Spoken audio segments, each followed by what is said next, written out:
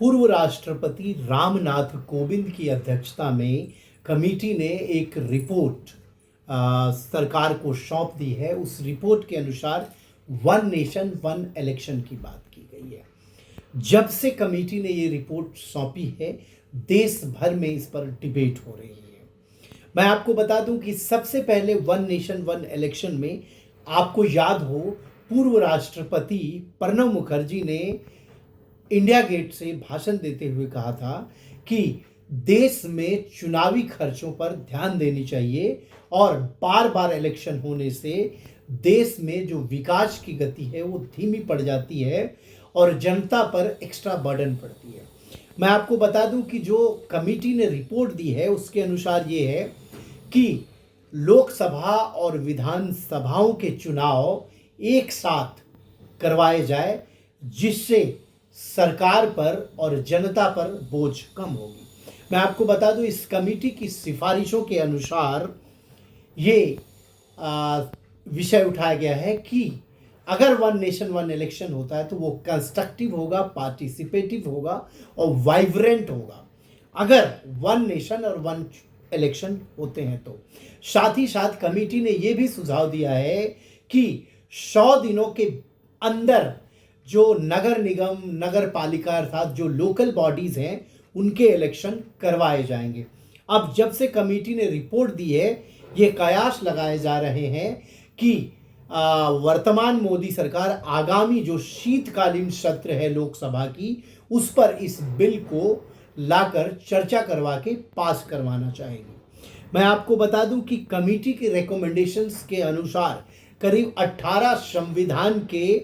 Articles में संशोधन किए जाने हैं। उन संशोधनों के बाद ही यह संभव हो पाएगा कि वन नेशन वन इलेक्शन देश में हो पाएंगे या नहीं। मैं आपको बता दूं, जो कमेटी ने सिफारिश दी है उसके अनुसार ये कही गई है कि वन नेशन वन इलेक्शन जो है वो देश में जो टोटल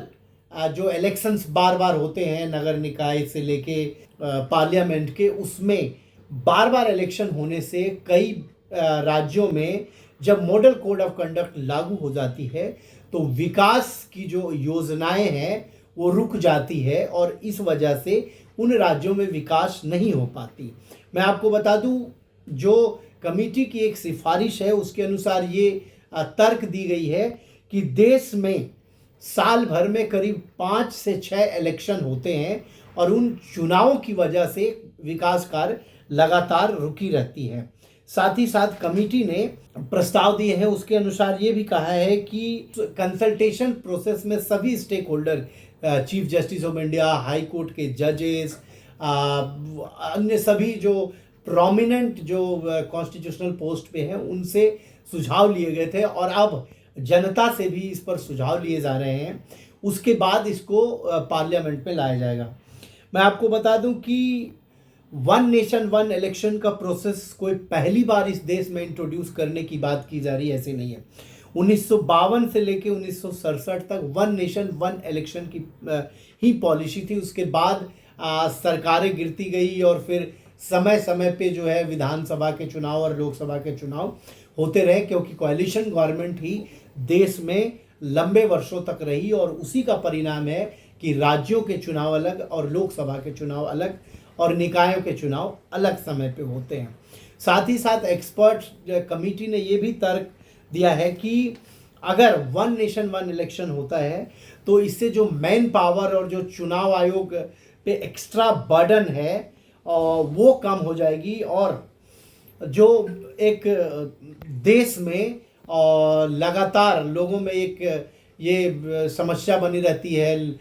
जो ऑफिसर्स हैं, जो एम्प्लॉयज़ हैं कि इस राज्य में इलेक्शन चल रहा तो वहाँ पे डिप्लॉयमेंट हो, किसी दूसरे राज्य में इलेक्शन हो रहा हो तो वहाँ पे डिप्लॉयमेंट हो, इन समस्याओं से ख़त्म की जाएगी और सरकार को बहुत